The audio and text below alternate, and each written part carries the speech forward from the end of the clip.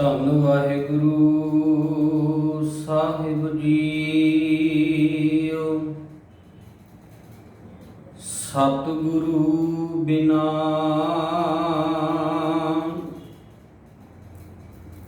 ਹੋਰ ਕੱਚੀ ਹੈ ਬਾਣੀ।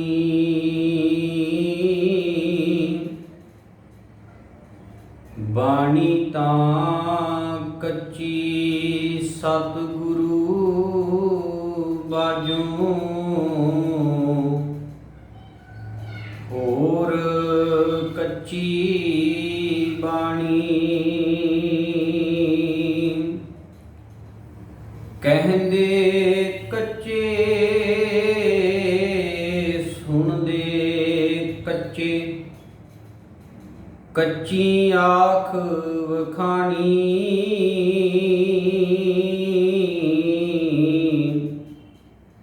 ਹਰ ਹਰ ਨਿਤ ਕਰੈ ਰਸਨਾ, ਕਹਿਆ ਕਛੂ ਨਾ ਜਾਣੀ। ਚਿਤ ਜਿਨ ਕਾ ਹਿਰ ਲਿਆ ਮਾਇਆ, ਬੋਲਣ ਭਏ ਰਵਾਣੀ। ਕਹਿ ਨਾਨਕ ਸਤਿਗੁਰੂ ਬਾਝੋਂ ਹੋਰ ਕੱਚੀ ਬਾਣੀ। ਕਹਿ ਨਾਨਕ ਸਤਿਗੁਰੂ ਬਾਝੋਂ ਹੋਰ ਕੱਚੀ ਬਾਣੀ।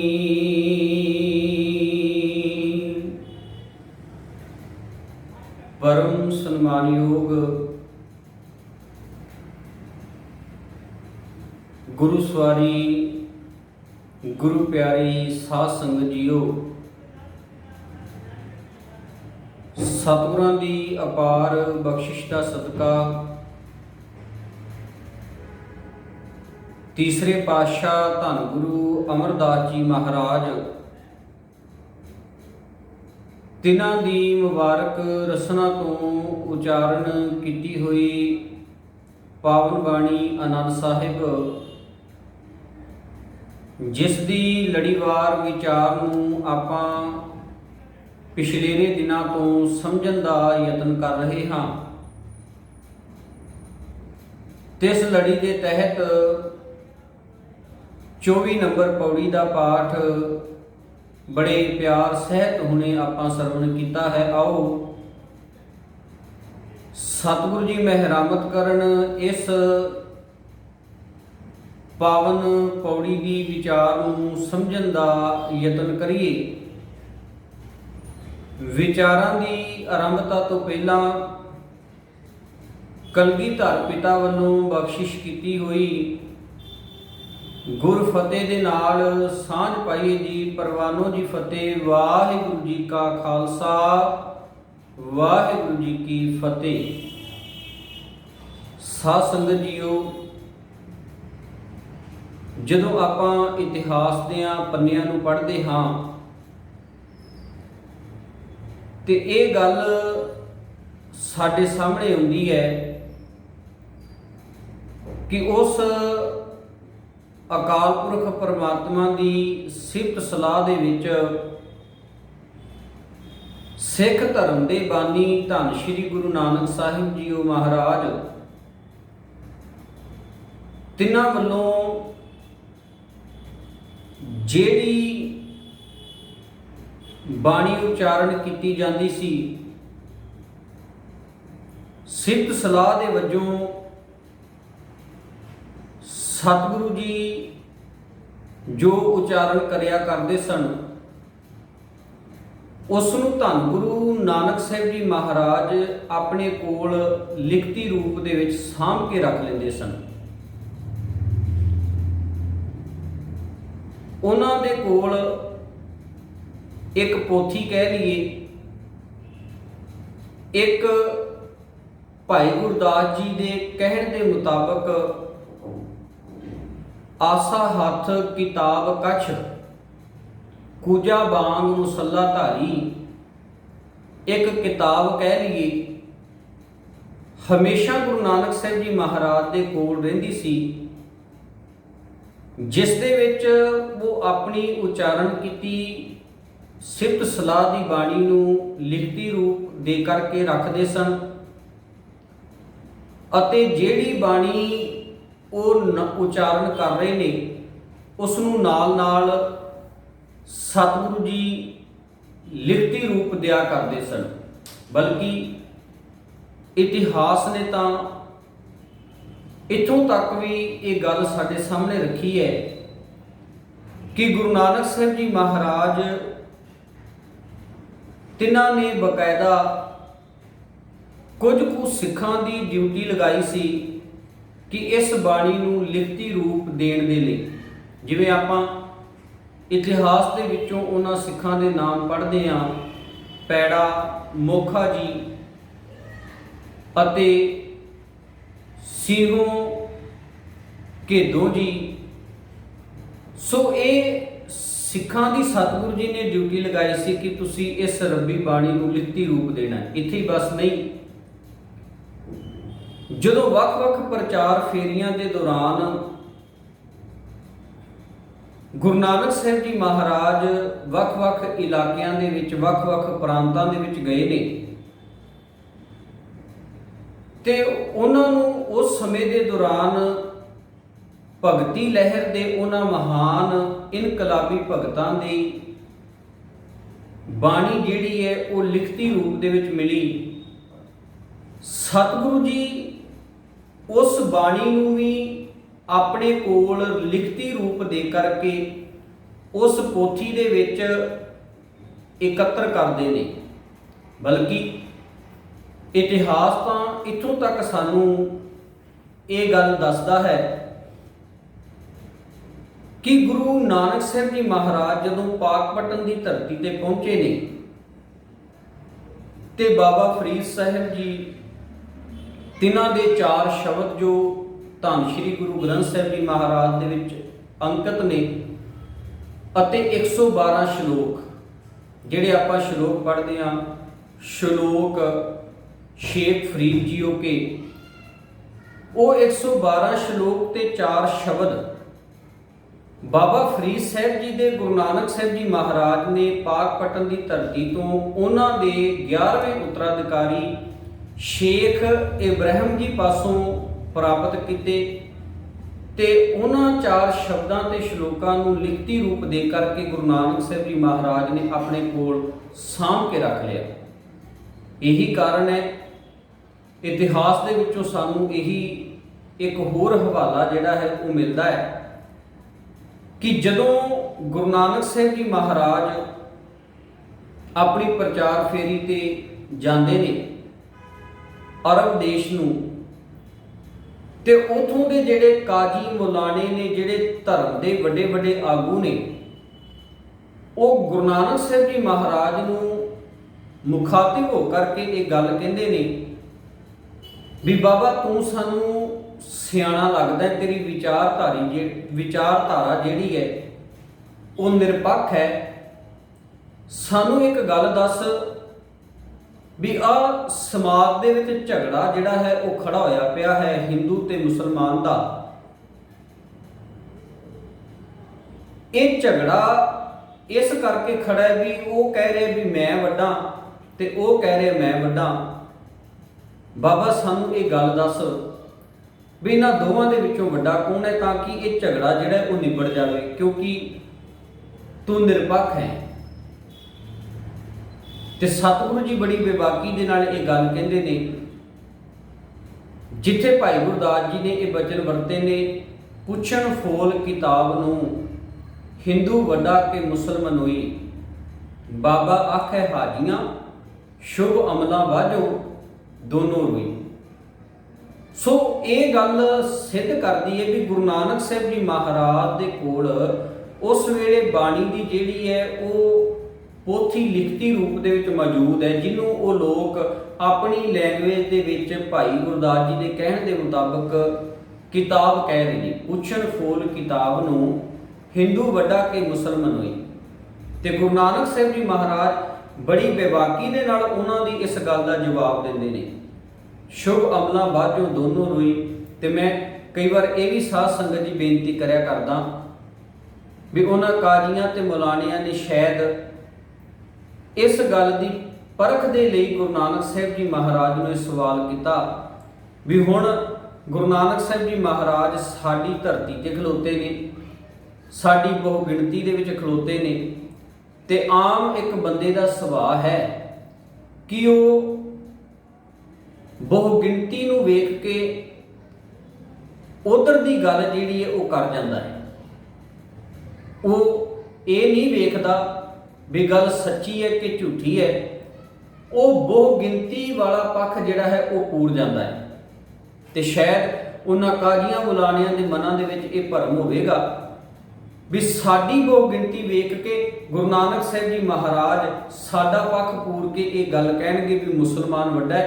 पर गुरु नानक साहिब जी महाराज ने उथे बहु गिणती की परवाह नहीं की, क्योंकि जेड़े ये गल कह रहे होण परवाह ना ही किसे केरी बाज सच्चे ना। सतगुरु जी ने उथे बहु गिणती की परवाह नहीं की, ये नहीं परवाह की भी मैं उन्हां दी धरती ते खलोता, ये नहीं परवाह की भी जे मैं इन्हां दा पक्ष ना पूरिया ते ये लोग कुछ भी मेरे नाल कर सकते ने, बल्कि सतगुरु जी ने उत्थे सच दा पक्ष पूरिया। ते जेड़े गुरबाणी दे ओ मुख वाक ने, उस सिद्धांत ने सच सुनाए सी सच की बेला, उस सच नूं बड़ी बेबाकी दे नाल उन्हां लोकां दे सामने रखिया। ते गुरु नानक साहिब जी ने ये गल कह दित्ती, शुभ अमलां बाਝੋਂ दोनों रोई। सतगुरु जी कह लगे भी जे चंगे कर्म नहीं, चंगे अमल नहीं, भावें वो हिंदू है ते भावें मुसलमान है, दोवां दे पल्ले रोना धोना ही है, इस तो वध कुछ भी नहीं।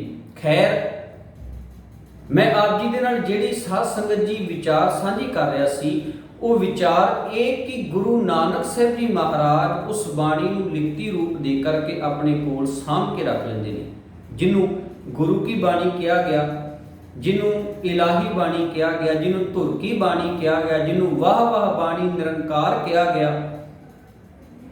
जिन्हों सतगुरु की बाणी सत स्वरूप है गुरबाणी कहा गया, जिन्हों बाणी गुरु गुरु है बाणी विच बाणी अमृत सारे कहा गया। सो इसे ढंग दे नाल जदों गुरु नानक साहिब जी महाराज गुरता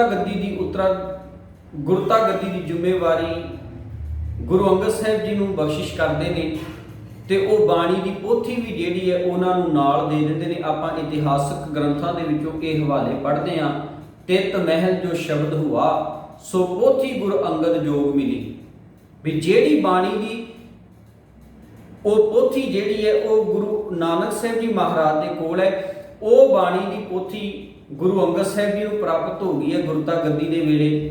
ते गुरु अंगद साहिब जी महाराज अपने 63 श्लोक उच्चारण करके अगे वो बाणी की पोथी जिहड़ी है वो गुरु अमरदास जी को बख्शिश कर देंदे ने। गुरु अमरदास जी महाराज अगे 19 रागां दे विच बाणी उच्चारण करके वो गुरु रामदास जी महाराज नूं ते गुरु रामदास जी महाराज 30 रागां दे विच बाणी उच्चारण करके अगे गुरु अर्जन साहिब जी महाराज नूं वो सौंपना कर दिंदे ने। इस ढंग दे नाल बाणी अगले उत्तराधिकारियों तक पहुँचती रही ते अखीर 1604 ईस्वी दे विच गुरु अर्जन साहिब जी महाराज ने इस समुची ही बाणी नूं 5 गुरु साहिबानां दी बाणी नूं, क्योंकि गुरु तेग बहादुर साहिब जी की बाणी बाद दे विच जाके गुरु गोबिंद सिंह जी महाराज वो आदि ग्रंथ दे विच दर्ज कराउंदे ने। 5 गुरु साहिबानां दी बाणी, 15 भगत साहिबानां दी बाणी, 11 भट्ट साहिबानां दी बाणी ते 3 गुरसिखां दी बाणी, टोटल 34 महापुरखां दी बाणी गुरु अर्जन साहिब जी महाराज वो एक थां ते इकट्ठियां करके आदि ग्रंथ की स्थापना करते हैं। सो मैं बेनती कर रहा सी भी इस ढंग दे नाल ये सतगुरु अगले उत्तराधिकारी नूं ये बाणी धुर की जिहड़ी है उस परमात्मा की सिफत सलाह दे विच उच्चारण कीती है वो सौंप देंदे ने। पर जिथे धुर की बाणी उचारण हो रही है, जिथे सच्ची बाणी सतगुरां दे वल्लों उचारण की जा रही है, उत्थे आपां इतिहास दे पन्नियां दे विचों ये भी गल पढ़दे हां भी गुरु अर्जन साहिब जी महाराज दे वेले प्रिथी चंद ते ओदा पुत्र मेहरबान उन्होंने नानक नाम दे हेठ अपनी बड़ी बाणी जिहड़ी है उस वेले तक उचारण कर ली है। मैं थोड़ा जिहा ये पक्ष आप जी दे नाल साझा करन लगा इतिहास दा। आद ग्रंथ नूं संपादन करन दी एक लोड़ ये भी सी कि प्रिथी चंद ने मेहरबान ने उस वेले तक आम सिख संगत दे विच बाणी दे प्रति बड़े भुलेखे जिहड़े सन, भरम जिहड़े सन पैदा कर दिते सन अपनी नकली ते कच्ची बाणी उचारण करके। ते मैं ये बेनती करां भी अज भी किते ना किते साडियां मनां दे विच ये भुलेखे जिहड़े ने ये बरकरार ने। अज भी साडियां मनां दे विच किते ना किते ये भुलेखे जिउंदे त्यों ने। अज भी आपां आम वेखदे हां भी असीं ट्रालियां दे उत्ते गड्डियां दे उत्ते या जदों विआह शादी के कार्ड साडे बनदे ने उन्हां दे उत्ते ये पंक्तियां आम करके लिखाइयां हुंदियां ने। सतगुर दाते काज रचाया अपनी मेहर कराई, दासां कारज आप सवारे ये उसकी वडियाई। या आपां ये आम पढ़ते हैं नाम खुमारी नानका चढ़ी रहे दिन रात। सो ये जिहड़ी रचना है हुण वेखो भुलेखा ये पा रही है भी शायद ये गुरबाणी होवे, पर साध संगत जी असल च ये मेहरबान ने उस वेले तक इहो जी अपनी बड़ी बाणी जिहड़ी है वो तैयार कर लीती है केवल इस मकसद दे नाल, केवल इस आशे के मुताबक कि सिखां नूं सतगुरु की सच्ची बाणी दे नालों तोड़ के धुरकी बाणी दे नालों तोड़ के गुमराह किया जाए। ते मैं नाल ये भी बेनती करदा जावां भी उस वेले प्रिथी चंद ते मेहरबान भावें सरीरक तौर ते वो दुनिया च नहीं रहे, पर उन्हां दी सोच जिहड़ी है वो अज तक किते ना किते काम कर रही है। अज भी तुसीं वेखो भी साडे किवें ऐसे लोक ने साडे आले दुआले, किवें वो लोक सानू धुरकी बाणी दे नालों तोड़न दे लई वो कच्ची बाणी साडे सामने परोस रहे ने, वो कच्चियां धारनावां साडे सामने परोस रहे ने। कच्ची बाणी गुरु ग्रंथ साहिब जी महाराज की हजूरी दे विच बड़ी बेबाकी ते बेशर्मी दे नाल वो लोग पढ़ते ने धारनावां दे रूप दे विच, ते उन्हां दी अगों दलील ये हुंदी है कि बाणी जिहड़ी है वो आम संगत नूं समझ नहीं लगती, इस करके असीं ये धारनावां पढ़दे हां सौखियां समझाउण दे लई। मैं बेनती करां ये वो लोग अपनी उस गल नूं सही साबित करन दे लई ये कच्ची दलील घड़ के बैठे ने। ते जदों आपां बाणी नूं पढ़ांगे ते बाणी दे सतगुरां ने इन्ने सौखे ढंग दे नाल उचारण कीती है साध संगत जी भी अनपढ़ तो अनपढ़ बंदे नूं भी इस बाणी की समझ लग सकती है।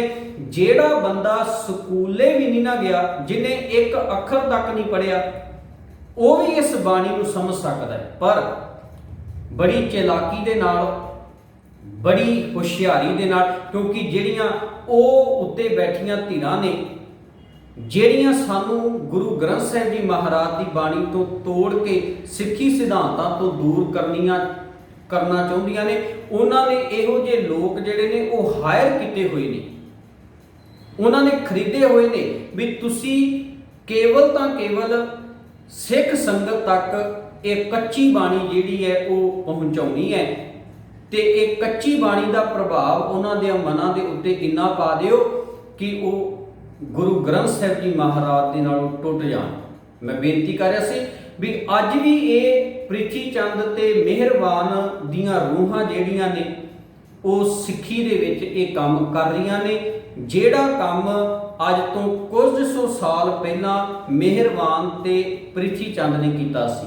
ਖੈਰ, ਆਪਾਂ ਗੱਲ ਕਰ ਰਹੇ ਸੀ ਵੀ ਉਸ ਵੇਲੇ ਤੱਕ ਇਹੋ ਜੀ ਕੱਚੀ ਬਾਣੀ ਉਹਨਾਂ ਲੋਕਾਂ ਨੇ ਉਚਾਰਨ ਕਰ ਲਈ, ਬਲਕਿ ਗੁਰੂ ਅਰਜਨ ਸਾਹਿਬ ਜੀ ਮਹਾਰਾਜ ਦੇ ਵੇਲੇ ਤੱਕ ਹੀ ਨਹੀਂ, ਗੁਰੂ ਅਮਰਦਾਸ ਜੀ ਮਹਾਰਾਜ ਦੇ ਵੇਲੇ ਤੱਕ ਵੀ ਕੱਚੀ ਬਾਣੀ ਜਿਹੜੀ ਹੈ ਉਹ ਉਚਾਰਨ ਹੋ ਚੁੱਕੀ ਹੈ।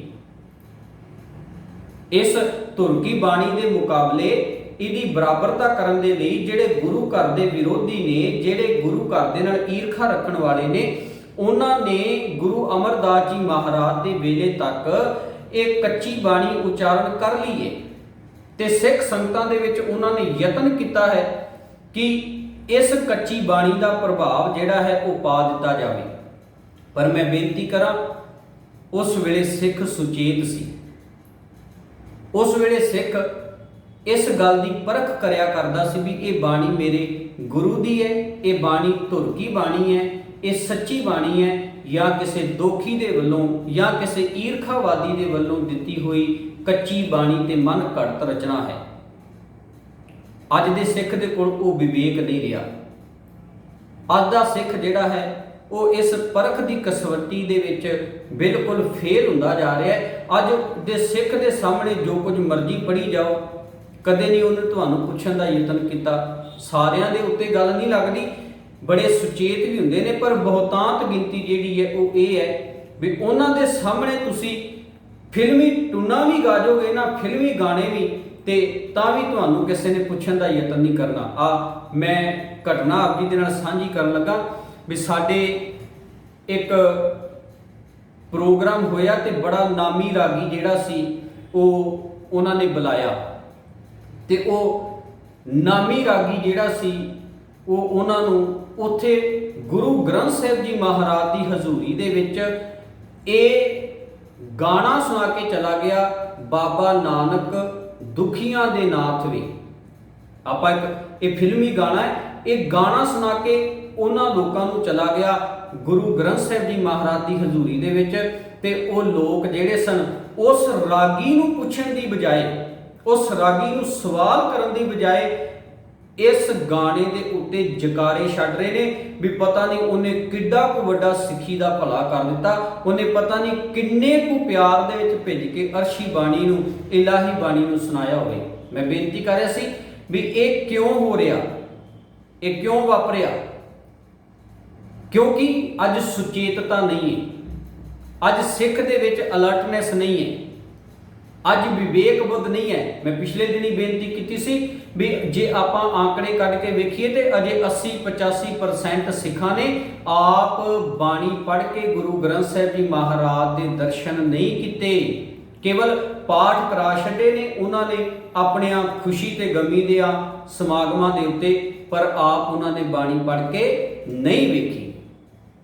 ਸੋ ਮੈਂ ਬੇਨਤੀ ਕਰ ਰਿਹਾ ਸੀ ਵੀ ਉਸ ਵੇਲੇ ਸਿੱਖ ਸੁਚੇਤ ਸੀ, ਉਹਨੂੰ ਪਤਾ ਲੱਗ ਜਾਂਦਾ ਸੀ ਵੀ ਆਹ ਬਾਣੀ ਮੇਰੇ ਗੁਰੂ ਦੀ ਹੈ ਤੇ ਆਹ ਮੈਨੂੰ ਗੁਰੂ ਦੇ ਨਾਮ ਦੇ ਉੱਤੇ ਜ਼ਹਿਰ ਪਰੋਸ ਕੇ ਦਿੱਤਾ ਜਾ ਰਿਹਾ ਹੈ।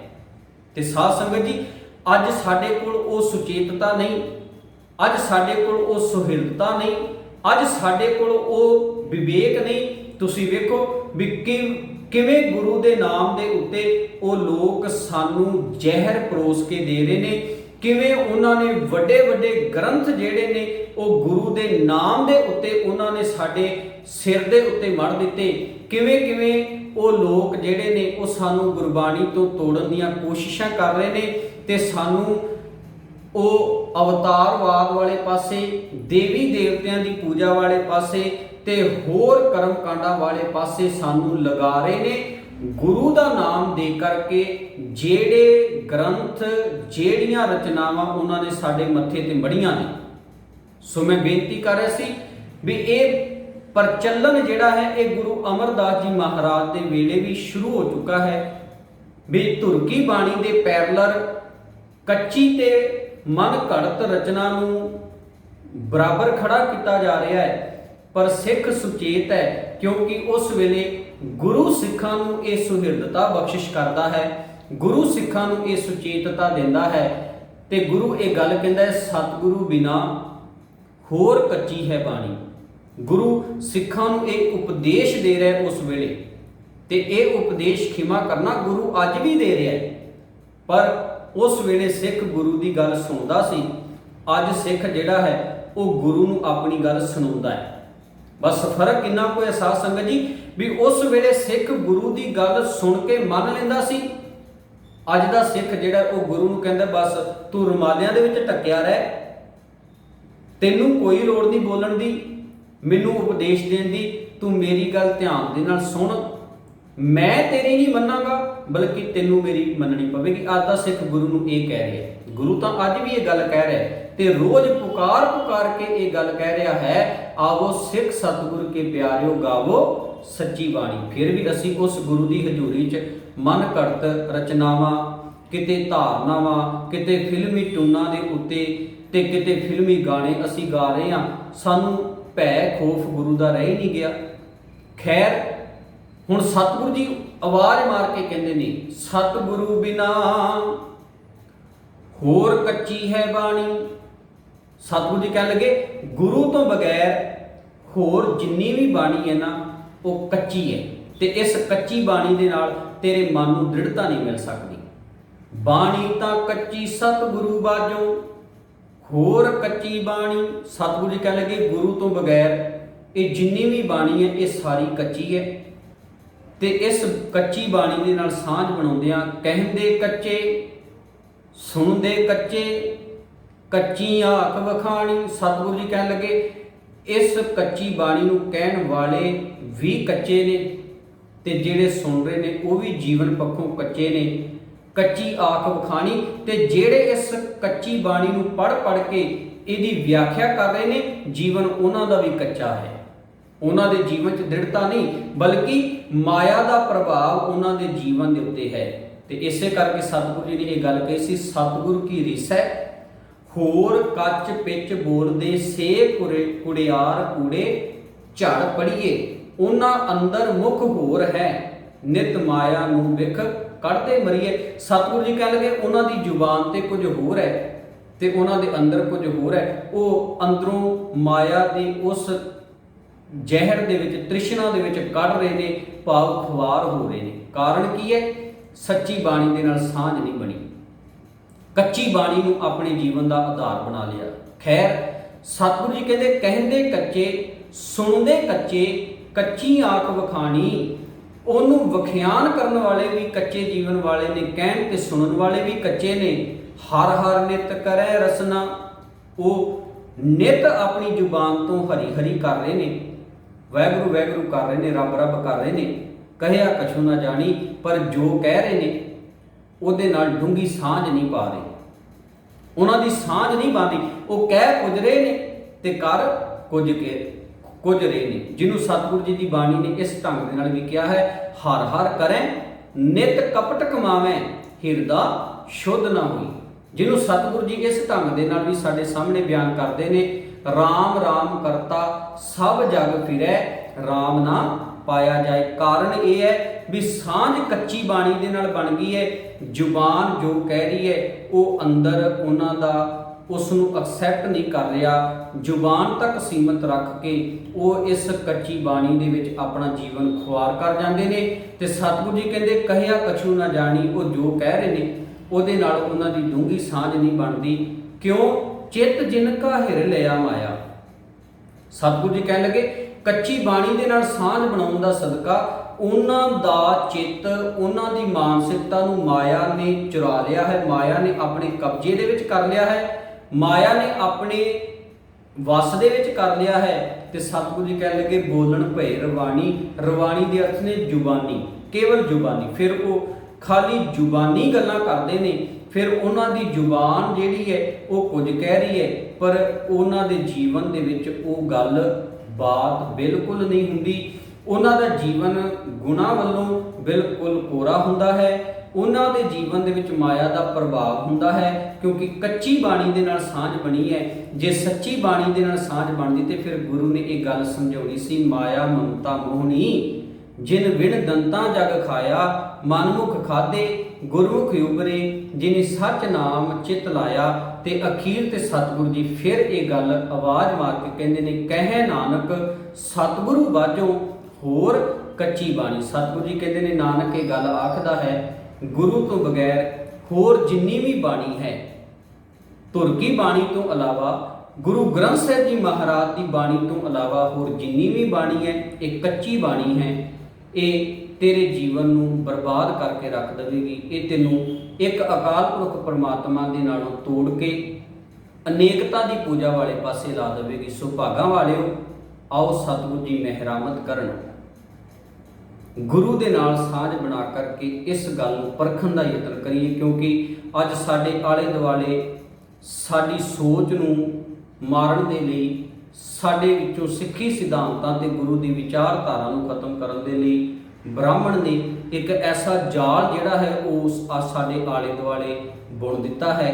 ਇਹੋ ਜਿਹੀਆਂ ਕੱਚੀਆਂ ਬਾਣੀਆਂ ਦਾ, ਰਚਨਾਵਾਂ ਦਾ, ਧਾਰਨਾਵਾਂ ਦਾ ਅੱਜ ਸਾਨੂੰ ਪਰਖ ਕਰਨ ਦੀ ਲੋੜ ਹੈ ਤੇ ਅਕੀਦਾ ਰੱਖਣ ਦੀ ਲੋੜ ਹੈ, ਕੇਵਲ ਤਾਂ ਕੇਵਲ ਧੰਨ ਸ਼੍ਰੀ ਗੁਰੂ ਗ੍ਰੰਥ ਸਾਹਿਬ ਜੀ ਮਹਾਰਾਜ ਦੇ ਉੱਪਰ। ਮੈਂ ਇਹ ਵੀ ਬੇਨਤੀ ਕਰਦਿਆਂ ਬਈ ਜਿੰਨੇ ਵੀ ਗ੍ਰੰਥ ਅਸੀਂ ਆਪਣੀ ਜਾਣਕਾਰੀ ਦੇ ਲਈ ਪੜ੍ਹਦੇ ਨੇ, ਉਹਨਾਂ ਗ੍ਰੰਥਾਂ ਨੂੰ ਪੜ੍ਹ ਸਕਦੇ ਹਾਂ, ਉਹਨਾਂ ਦੇ ਵਿੱਚੋਂ ਅਸੀਂ ਜਾਣਕਾਰੀ ਪ੍ਰਾਪਤ ਕਰ ਸਕਦੇ ਹਾਂ, ਪਰ ਅਕੀਦਾ, ਵਿਸ਼ਵਾਸ, ਭਰੋਸਾ ਤੇ ਸਾਡਾ ਸਿਰ ਤਾਂ ਕੇਵਲ ਗੁਰੂ ਗ੍ਰੰਥ ਸਾਹਿਬ ਜੀ ਮਹਾਰਾਜ ਦੀ ਬਾਣੀ ਅੱਗੇ ਝੁਕੇ, ਉਸ ਇਲਾਹੀ ਬਾਣੀ ਦੇ ਅੱਗੇ ਜਿਹਦੇ ਬਾਰੇ ਆਪਾਂ ਪੜ੍ਹਦੇ ਹਾਂ, ਧੁਰ ਕੀ ਬਾਣੀ ਆਈ ਤਿਨ ਸਗਲੀ ਚਿੰਤ ਮਿਟਾਈ, ਦਿਆਲ ਪੁਰਖ ਮਿਹਰਵਾਨਾ ਹਰ ਨਾਨਕ ਸਾਚ ਵਖਾਨਾ। ਆਓ ਅੱਜ ਇਸ ਗੱਲ ਦੀ ਲੋੜ ਹੈ ਕਿ ਅਸੀਂ ਪਰਖ ਕਰ ਸਕੀਏ ਕਿਹੜੀ ਬਾਣੀ ਗੁਰੂ ਗ੍ਰੰਥ ਸਾਹਿਬ ਜੀ ਮਹਾਰਾਜ ਦੀ ਹੈ ਤੇ ਕਿਹੜੀ ਬਾਣੀ ਕੱਚੀ ਸਾਡੇ ਸਾਹਮਣੇ ਪਰੋਸੀ ਜਾ ਰਹੀ ਹੈ। ਅੱਜ ਸੁਚੇਤ ਹੋਣ ਦੀ ਜ਼ਰੂਰਤ ਹੈ ਤੇ ਗੁਰੂ ਅਮਰਦਾਸ ਜੀ ਮਹਾਰਾਜ ਦੇ ਇਹਨਾਂ ਬਚਨਾਂ ਦੇ ਉੱਤੇ ਪਹਿਰਾ ਦੇਣ ਦੀ ਲੋੜ ਹੈ। ਸਤਿਗੁਰੂ ਬਿਨਾ ਹੋਰ ਕੱਚੀ ਹੈ ਬਾਣੀ, ਹੋਈਆਂ ਭੁੱਲਾਂ ਚੁੱਕਾਂ ਦੀ ਖਿਮਾ। ਪਰਵਾਨੋ ਜੀ ਫਤਿਹ। ਵਾਹਿਗੁਰੂ ਜੀ ਕਾ ਖਾਲਸਾ, ਵਾਹਿਗੁਰੂ ਜੀ ਕੀ ਫਤਿਹ।